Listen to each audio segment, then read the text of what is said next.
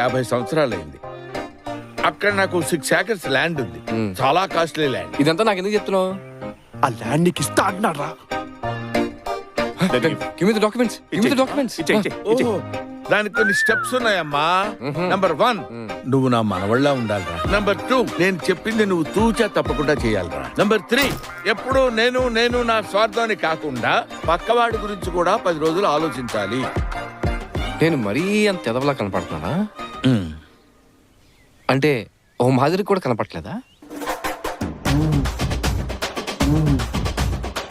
ఇది ఇల్లా ఇంత భయంకరంగా ఉంది? తాతగారు, ఆ ల్యాండ్ అద్భుతంగా ఉంది.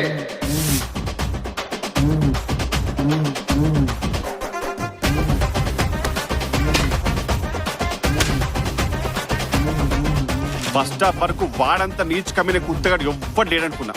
Thank you. ఇంటర్వెల్ వచ్చాక తెలిసింది.